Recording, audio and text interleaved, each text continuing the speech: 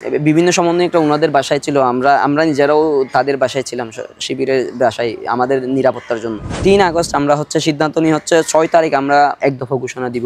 আমরা মোবাইলে যোগাযোগ করতাম পত্রিকা, এম্বাসিগুলোর সাথে এবং সাংবাদিকদের সাথে, বিদেশিদের সাথে। ওটা মেনে নিলেও সরকারের পদত্যাগ হবে, আলটিমেটলি মেনে না নিলেও পদত্যাগ হবে। তো আমরা এক দফার জন্য আমরা যাচ্ছিলাম, এক দফা আমরা জনগণের পক্ষ থেকে এক দফাটা আসো।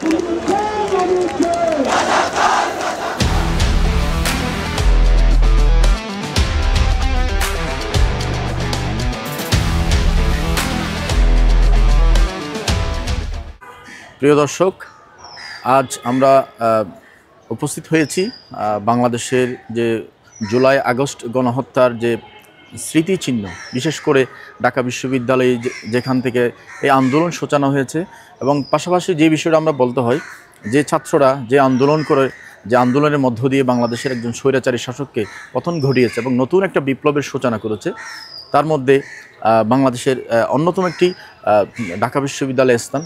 সেই জায়গাতে যদি আমরা বলি একটি হল, মুক্তিযোদ্ধা জিয়া রহমান হল, সেখান থেকে একজন তৎকালীন সময়ে আন্দোলনের একদম সম্মুখ সারিতে যিনি ছিলেন জুলাই আগস্টের, তার বহু স্মৃতি আমরা তার থেকে শুনবো। সরাসরি চলে যাব ঢাকা বিশ্ববিদ্যালয়ের শিক্ষার্থী জনাব ইমন। আপনি কেমন আছেন? আলহামদুলিল্লাহ।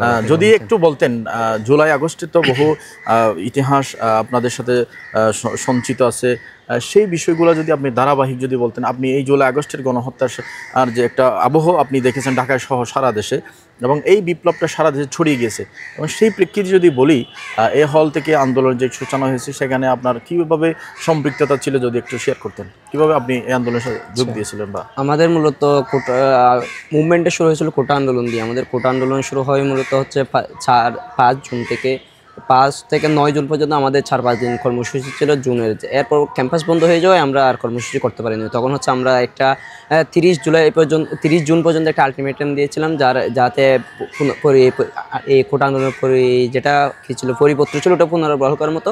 তো যখন আমরা 30 তারিখ পর্যন্ত আলটিমেটাম দিয়ে চলে গেছিলাম, যেহেতু ঈদের বন্ধ ছিল, আসার পর থেকে আমরা 30 তারিখে রাতে আমরা যারা সমন্বয়ক ছিল, মাহিন ভাই সহ, আব্দুল কাদের সহ, আমরা এখানে সেন্ট্রাল লাইব্রেরির সামনে মিটিং বসেছিলাম কীভাবে আন্দোলন করে যায়। তখন আমরা নীলকের থেকে কিছু লিফলেট ছাপিয়ে আনি, যেগুলো আমরা প্রতি হলে গিয়ে রিডিং রুম এবং হলের রুম, গণরুমগুলো, তখন গণরুম যেহেতু ছাত্রলীগ ছিল, গণরুম ছিল, সেই গণরুমগুলোতে গিয়ে আমরা দিয়ে আসি, যাতে স্টুডেন্টরা কী করে এই এটাতে এঙ্গেজ হয়। আমরা তখন 10-12 জন গিয়ে প্রতি হলে হল পাড়ার হল, তার সবগুলো মোটামুটি হলগুলোতে, সায়েন্স পাড়ার হল সব দিয়ে আসি। তখন আমরা 1 জুলাই প্রথম কর্মসূচি দিয়েছিলাম এই সেন্ট্রাল লাইব্রেরির সামনে থেকে। তো মোটামুটি তখন থেকে আমাদের যাত্রাটা শুরু হয় সেন্ট্রাল লাইব্রেরির সামনে থেকে। এরপর যেহেতু কোটা আন্দোলন ছিল, এটা তখন তো সরকার বিরোধী আন্দোলন ছিল না, তখন আমাদের একটা ঢাকা বিশ্ববিদ্যালয়ের সবার আকাঙ্ক্ষা ছিল একটা সরকারি চাকরি করবে সব স্টুডেন্ট। বেশিরভাগ স্টুডেন্টই সেখানে যুক্ত হয় যখন আমরা, এবং সারা দেশের আমরা বিশ্ববিদ্যালয়গুলোর সাথেও যোগাযোগ করি, যেখানে তারা সরকারি বিশ্ববিদ্যালয়, প্রাইভেট বিশ্ববিদ্যালয় সহ, প্রাইভেট তখনও নামে আমরা জাস্ট যোগাযোগ রেখেছিলাম। আপনি যেটা বলছিলেন, আপনারা বিশ্ববিদ্যালয় লাইব্রেরির সামনে থেকে আন্দোলনের যে একটা যোগসূত্র শুরু করার যে একটা ঘোষণা দিয়েছিলেন, সেখানে দেখা যাচ্ছে আপনারা চেইন অফ কমান্ডের মতো করে সারা দেশে যে একটা যোগাযোগ বৃদ্ধি করেছিলেন একটা শিক্ষা প্রতিষ্ঠানগুলোতে ছাত্রদের সাথে। এটা কীভাবে হয়েছিল? এটা আপনাদের দিকে কোনো ভিন্ন আঙ্গিকে ছাত্র সংগঠনের সাথে সমন্বয় করে করা হয়েছিল, নাকি আপনাদের থ্রুতে এটা করা হয়েছে? প্রথম দিকে আমাদের এরকম কোনো সাংগঠনিক মাধ্যমে আগানো হয়নি। প্রথমে আমরা জাস্ট এমনি আমরা ঢাকা বিশ্ববিদ্যালয় থেকে ঘোষণা করি কোটা পুনর্বহাল না করার মতো, কোটা সংস্কার চাই বলে আমরা একটা আন্দোলন শুরু করি। এটা প্রথম দিকে 1, 2, 3, 4 জুলাইয়ের শুরুর দিকে 2-1 দিন সব বিশ্ববিদ্যালয়ের সাথে স্ফূর্তভাবে নিজেরাই আন্দোলন সংগঠিত করে, যেহেতু এটা একটা সরকারি চাকরির ব্যাপার ছিল, সবার একটা রাইটস ছিল এই জায়গায়, সেজন্য এরা সবাই এই জায়গায় করেছিল। এখানে তারপর 2-3 তারিখের পর গিয়ে আমরা যারা আন্দোলনের শুরুতে থাকে তাদের সাথে যোগাযোগ করার ট্রাই করি ঢাকা বিশ্ববিদ্যালয় থেকে, যেহেতু ততক্ষণে আমাদের অনলাইন ফেসবুক একটা প্ল্যাটফর্মও দাঁড়ায় গিয়েছিল কোটা পুনর্বহাল করা চলবে না নামে। ওখান থেকে সবাই জয়েন করে আমরা যোগাযোগ করি। পাশাপাশি এখানে বিভিন্ন ছাত্র সংগঠনগুলো যুক্ত হয়েছিল ততদিনে, ছাত্র শিবির, ছাত্র দল, ছাত্র অধিকার পরিষদ এবং অন্যান্য সংগঠনগুলো যুক্ত হয়। সেই থ্রুতে আমরা অন্যান্য বিশ্ববিদ্যালয়গুলোতে যোগাযোগ করা আরও সহজ হয়ে গেছিলো। ঠিক আপনারা কি মনে করেছিলেন কোটা আন্দোলনটা এরকম একটা ইউটার্ন করে একটা দেশের সামগ্রিক পরিবর্তনে ভূমিকা রাখবে বলে কি তখন থেকে মনে করেছিলেন কিনা এই ধরনের কোনো? আচ্ছা, আমাদের প্রাথমিক দিকে কোনো এরকম কোনো প্ল্যান ছিল না যে এই আন্দোলন মুভমেন্টটা হচ্ছে সরকার বিরোধী মুভমেন্টে যাবে। আমরা সেজন্য আমাদের প্রথম দিকে স্লোগানগুলো দেখলে বুঝতে পারবেন হচ্ছে আমাদের মুভমেন্টটা সরকারের বিরুদ্ধে ছিল না। মূলত এই আমাদের মুভমেন্টটা সরকার বিরোধী নিয়ে যাওয়ার কারণে সরকারি দায়ী ছিল তৎকালীন ফ্যাসিস্ট হাসিনা সরকার, যেহেতু আমাদের এই যেভাবে হচ্ছে আমাদের দাবি দাওয়াটাকে উচ্ছেদ করেছিল, মানে একদম মেনে না নিয়ে ওরা হচ্ছে নিজেদের মতো করে করতে যাচ্ছিল। সেই প্রেক্ষিতে আমরা হচ্ছে পরবর্তীতে এটা আমরা প্ল্যানিং করে হচ্ছে 14 জুলাই যখন হচ্ছে রাজাকার নিয়ে এই বাকবিতণ্ড শুরু হয়, এরপর থেকে হচ্ছে আমরা মোটামুটি একটা প্ল্যানিং করি কীভাবে হচ্ছে এটাকে মানে একটা চূড়ান্ত রূপ দেওয়া যায়। কিন্তু যখন আলটিমেটলি 14 জুলাই রাজাকার প্রকাশ হয়ে গেল, 15 জুলাই আলটিমেটলি আমাদের এখানে 71 হলের সামনে, আমাদের হলের সামনে হামলা করা হয়েছে স্টুডেন্টের উপর। তখন থেকে মোটামুটি যারা ছাত্র, ওই 15 জুলাই থেকে আমাদের যারা পোস্টেড নেতা ছিল অনেকেই পদত্যাগ করতে শুরু করে ছাত্রলীগের। সেটা হচ্ছে সারা দেশে ছড়িয়ে পড়ে, যার ফলশ্রুতিতে হচ্ছে ছাত্রলীগের এই নৃশংস হামলার ফলে যেখানে দেখেছি আমরা নারীদের উপর, আমাদের বোনদের উপর, যে এই যারা সবার উপর হামলা করে যায়, মেডিকেল নিয়ে গেলে মেডিকেলে গিয়ে ছাত্রলীগ হামলা চালায়। সেই থ্রুতে হচ্ছে আগের যে ঘৃণা ছিল তাদের প্রতি এতদিন যা করেছে তার ঘৃণাটা আরও বেড়ে যায়। সেই থ্রুতে হচ্ছে সবাই ছাত্রলীগ থেকে পদত্যাগ করে এবং হচ্ছে তাদের বিরুদ্ধে একটা মনোভাব দাঁড়ায় যায়। আচ্ছা, আমরা এবার একটু আপনার হলে যদি আসি, এই জুলাই আগস্টের যে স্মৃতির মধ্যে বিশেষ করে আপনারা কিভাবে নির্যাতনের পদচিহ্নগুলো এখনো অনুভব করেন? হ্যাঁ, আমরা এই তো 14 তারিখ থেকে যেহেতু চূড়ান্ত রূপ নেয়, তখন হচ্ছে আমাদের সবাই যারা আমরা আন্দোলনের সামনে ছিলাম তাদেরকে হচ্ছে আমাদের থ্রেটে বিভিন্ন হুমকি দামকি দেওয়া হয়। আমরা তখন থেকে মোটামুটি হলে থাকতে পারি না, আমরা হলে আসতে না থাকার চেষ্টা করতাম যাতে আন্দোলনটাকে কোনো ঝামেলা না হয়। সেক্ষেত্রে গিয়ে আমরা যেহেতু আমাদের বন্ধুরা ছিল তাদের মাধ্যমে যোগাযোগ রাখতাম হলে কী হচ্ছে। তো যখন হচ্ছে 16 তারিখ 17 তারিখ রাতে হচ্ছে আমরা যখন এই হলগুলো মেয়েদের হলের মাধ্যমে মূলত আমরা শুরু করেছিলাম। এটা হচ্ছে আমাদের আগে থেকে প্ল্যানিং ছিল, বিভিন্ন যারা সমন্বয়ক ছিল বিভিন্ন হলে তাদের মাধ্যমে এবং বিভিন্ন ছাত্র সংগঠনের নেতা নেত্রীরা হলে ছিল তাদের মাধ্যমে হচ্ছে বিভিন্নভাবে এঙ্গেজ করে হচ্ছে তাদেরকে আমরা ছাত্রদের মাঠে নামে যায়। আমরা হচ্ছে যেহেতু ছাত্রলীগ একটা এখানে কাণ্ড ঘটিয়ে দিয়েছে, আমরা জানতাম হচ্ছে সবচেয়ে বেশি নিয়োজিত হয়েছে যে ঢাকা বিশ্ববিদ্যালয়ের শিক্ষার্থীরা গণরুম গেস্টরুম কালচারে, এবং এটার জন্য সবাই একটা ছাত্রলীগের প্রতি ঘৃণা সবসময় জারি থাকতো। সেই প্রেক্ষিতে আমরা এই সুযোগটাকে কাজে লাগিয়েছিলাম, যেহেতু আমরা জানতাম হচ্ছে এই সুযোগে যদি আমরা ছাত্রলীগকে বিতাড়িত করতে পারি, তাহলে ঢাকা বিশ্ববিদ্যালয় থেকে যদি ছাত্রলীগকে বিতাড়িত করতে পারি তাহলে সরকার আলটিমেটলি 50% শেষ হয়ে যাবে, যেহেতু এটা মূল মেরুদণ্ড ছিল। সেই প্রেক্ষিতে আমরা চেষ্টা করেছি সব হলগুলো মেয়েদের হলের মাধ্যমে শুরু করে, তারপর ছেলেদের হলে আমরা রাতের মধ্যেই মানে বিভিন্ন জনকে বলে বিভিন্ন ছাত্র সংগঠনের নেতারা ছিল তাদেরকে তাদেরকে পেছনে রেখে হচ্ছে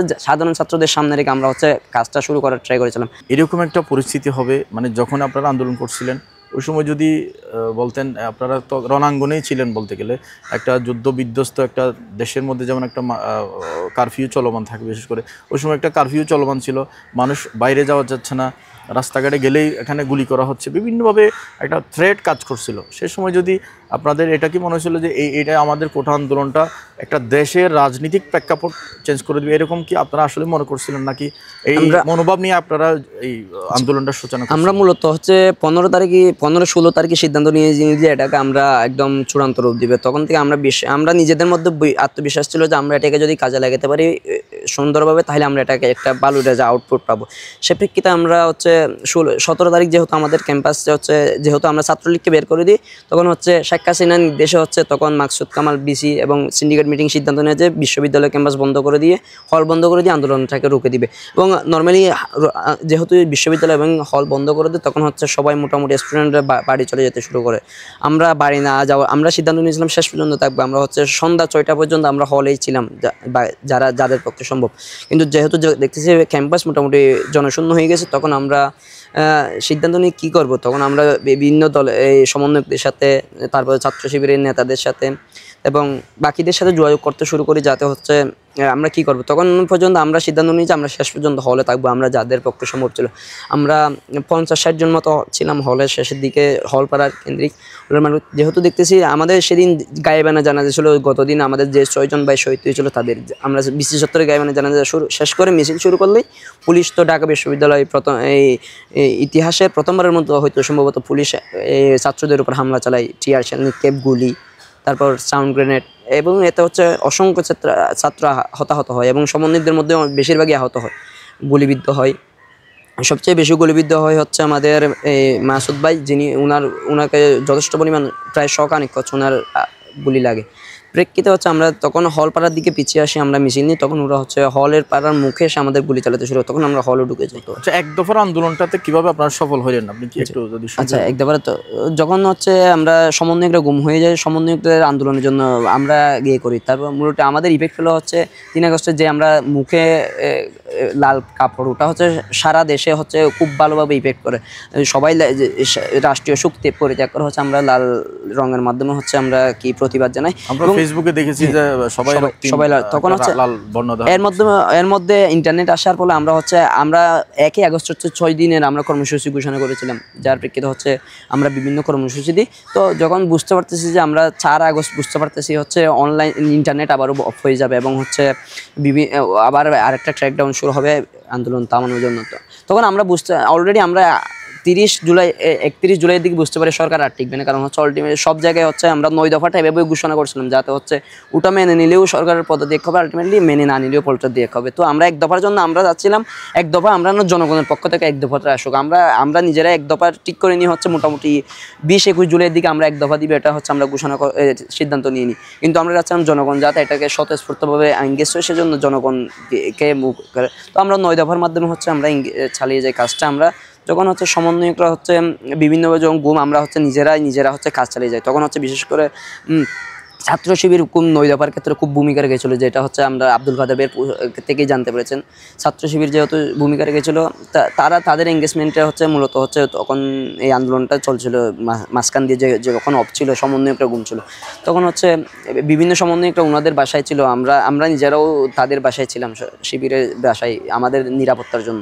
তখন হচ্ছে আমরা যেহেতু রাখি, তখন নিরাপত্তার খাতিরে যখন আমরা ওইদিকে চলে যাই, আমরা 1 আগস্ট যখন আমরা আন্দোলন নামি, তখন সমন্বয়ক যারা গুম ছিল তাদেরকে উদ্ধার করা হয়, তাদেরকে ছেড়ে দেয়, তাদের মাধ্যমে হচ্ছে আমরা 2-3 দিন কর্মসূচি চালাই। 3 আগস্ট আমরা হচ্ছে সিদ্ধান্ত নিয়ে হচ্ছে 6 তারিখ আমরা 1 দফা ঘোষণা দিব। তখন হচ্ছে যখন 4 তারিখ কর্মসূচি দিলাম, বুঝতে পারছি ইন্টারনেট অফ হয়ে যাচ্ছে, তখন আমরা 6 তারিখ আলটিমেটলি আমরা মার্চ পর ডাকা দিয়েছিলাম। তখন আমরা চিন্তা করলাম 6 তারিখ দিলে, প্রথমে ঘোষণা দিয়ে দিয়েছিলাম হচ্ছে 6 তারিখ, তখন বুঝতেছি 5 তারিখ যে কোনো কিছু হয়ে যেতে পারে। হাসিনা যেহেতু পাগলের মতো হয়ে গেছিলো, তখন আমরা মনে করছি ও আরও কয়েক হাজার মানুষ মেরে ফেললেও সমস্যা হবে না। সেই প্রেক্ষিতে আমরা বিভিন্ন ছাত্র সংগঠনের পরামর্শে, রাজনৈতিক দলগুলোর পরামর্শে আমরা হচ্ছে সিদ্ধান্ত নিই 5 তারিখে হচ্ছে আমরা মাস পরে ডাকা দিয়ে দেবো। আমরা মোবাইলে যোগাযোগ করতাম পত্রিকা, এম্বাসিগুলোর সাথে এবং সাংবাদিকদের সাথে, বিদেশিদের সাথে। তো মোবাইলে যোগাযোগ করার পর হচ্ছে আমরা 1 দফা ঘোষণা নিয়ে হচ্ছে, যেহেতু বেশ কয়েকজন তখন গুম ছিল, তখন আমরা মোটামুটি যারা বাকিরা ছিল মাঠে, তারা অনেকে ছাত্র শিবিরের ইয়েতে ছিল, এই বাসায় ছিল তাদের, এবং তারাও কি করে ছাত্র শিবিরের পরামর্শও ছিল হচ্ছে আস্তে আস্তে যাতে আগায়, হঠাৎ করে 1 দফা মানুষ থেকে আসুক, যাতে আমরা না ঘোষণা না দিই। আরেকটা বিষয় যদি আমি জিজ্ঞেস করি, যখন 5 তারিখ শেখ হাসিনা চলে গেল ভারতে, তখন সরকার গঠনে আপনাদের কোনো পরিকল্পনা ছিল? কাদেরকে আমরা মূলত হচ্ছে আমরা 3 আগস্টের দিকে আমাদের হচ্ছে ডক্টর ইউনূসের সাথে যোগাযোগ করা হয়, মানে তখন আমাদের সাদিক কাইমকে চিন্তা মতো সমন্বয়ক হিসেবে, তখন আমরা শিবিরের হিসেবে চিন্তাম না, সভাপতি হিসেবে চিন্তাম না ডাবি শিবির। তো আলটিমেটলি আমরা শেষে সিদ্ধান্ত নিই যে আমাদের প্রধান হিসেবে আমরা হচ্ছে ডক্টর ইউনূসকে আনবো। এটার প্রেক্ষিতে কারো বিপক্ষ মতামত ছিল না, যেহেতু সবার কাছে উনি একটা গ্রহণযোগ্য ছিল। সেই প্রেক্ষিতে আমরা ওনাকে হচ্ছে প্রথমেই সিদ্ধান্ত নিই, 3 আগস্টের সিদ্ধান্ত নিয়ে হচ্ছে আমরা ওনাকে যোগাযোগ। এখন বাংলাদেশকে আপনারা কিভাবে বিনির্মাণ করতে চান, যদি শেষ করে আমরা এখন শেষ পর্যায়ে চলে আসি?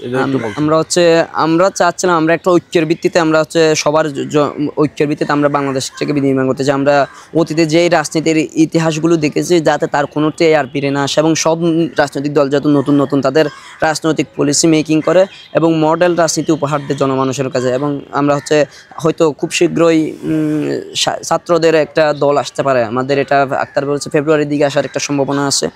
তো তাদের মাধ্যমে হচ্ছে আমরা একটা হচ্ছে যারা হচ্ছে এতদিন আওয়ামী লীগের রাজনীতির ফলে হচ্ছে এই কি রাজনীতি বিমুখীকরণ হয়ে গেছিলো ছাত্রদের মাঝ থেকে, তো আমরা হচ্ছে এখন জনমানুষকে রাজনীতির দিকে এঙ্গেজ করতে চাই। রাজনীতি বলতে এটা এমন এঙ্গেজ, রাজনৈতিক সচেতন করে তুলতে চাই, যাতে হচ্ছে এখানে সরকার যেই হোক না কেন, এখানে সরকার হলে সরকারের সমালোচনা করতে পারবে, সরকারের ভুল ত্রুটি দেখিয়ে দিতে পারবে, এবং বিরোধী দল কি ভুল ত্রুটি করছে সব কিছু দেখিয়ে দেবে। এবং হচ্ছে আমরা হচ্ছে সবার ঐক্যবদ্ধভাবে একটি সরকার চাই, যারা হচ্ছে বাংলাদেশে একটি, মানে আমরা যেই গত 54 বছর যাবত যে সোনার বাংলা স্বপ্ন দেখছি, এবং যেই আলটিমেটলি আমাদের দেশে যেই কি পুঁজিগুলো আছে, সেগুলোকে আমরা যদি সঠিকভাবে ইউটিলাইজ করতে পারি, তাহলে আমাদের বাংলাদেশ দেশকে একটা মানে উন্নত রাষ্ট্র করতে আমাদের খুব বেশি দেরি হবে না। আগামী আমরা যদি এইভাবে যদি নতুন সবাই ঐক্যবদ্ধভাবে কাজ করি, আগামী 10-20 বছরের মধ্যে আমাদের উন্নত রাষ্ট্রের পরিণত হবে আমাদের বাংলাদেশে, আমরা বিশ্বাস করি ইনশাল্লাহ। ধন্যবাদ। আমরা এতক্ষণ কথা বলেছিলাম ঢাকা বিশ্ববিদ্যালয়ের জুলাই আগস্ট স্মৃতির মধ্যে যার কথা সবচেয়ে বেশি বলে তিনি একজন এই মুক্তিযোদ্ধা জিয়া রহমান হলের একজন ছাত্র, এবং তিনি জুলাই আগস্টের বিভিন্ন স্মৃতি তিনি শুনিয়েছেন, তার সেই দিনকার গল্পগুলো শুনিয়েছেন, কীভাবে আন্দোলনে সম্পৃক্ত হয়েছেন, বাংলাদেশের এই বড় একটা প্রেক্ষাপট যে তৈরি হয়েছে, নতুন বিপ্লবের সূচনা করেছেন, তাদের আমরা সেগুলো শুনেছি। নিশ্চয়ই আমরা পরবর্তী আর যে কোনো একটা অনুষ্ঠান নিয়ে যাব, সে পর্যন্ত পেন ওয়ান নিউজের সাথে থাকবেন। সকলকে ধন্যবাদ।